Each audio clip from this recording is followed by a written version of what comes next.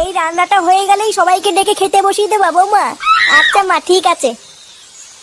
মা, ও মা, এই বাঞ্চতটা এখানে কেন এসছে? তুই কার কথা বলছিস? এই যে মাসিমা, আমার কথা বলছি গো। আপনার ছেলেটা না খুব দুষ্টু, একটু ইয়ার কিউ বোঝে না বাবা গো বাবা। হ্যাঁ গো, তুমি আমার ভাইকে গালাগালি দিলে। বাড়াটা গালাগালি দেবো না তো কি দেবো? ও বলছো তার বাল, বাড়া আমাকে ঘরে একা পেয়ে আমার প্যান্টের ভিতরে হাত ঢুকে দিয়েছে। মা গো মা, জামাই বাবু তুমি অত রেগে যাচ্ছ কেন?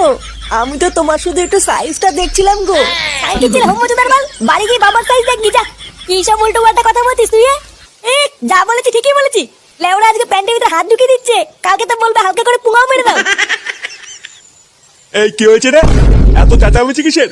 দেখুন না মেশামশাই, মা গো মা, আপনার ছেলে একটু ইয়ার কিউ বোঝে না। ওটাই আর কি ছিল বাঞ্চদ?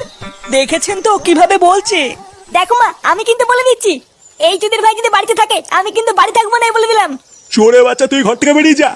আমরা কোনো কাজকর্মের বেলায় নেই, কোনো রোজগার পাতি নেই, আবার বড় বড় কথা। ও বাড়া, মায়ের থেকে মাসির দরদ বেশি, তাই তো?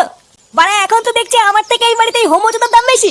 লেওরা যেদিন এই হোমোচোদাটা তোমার ধুতির ভিতরে হাত ঢুকিয়ে নেয়ানারি করবে সেদিন বুঝবা বালের এই বাড়িতে আমার কোনো দামই নেই।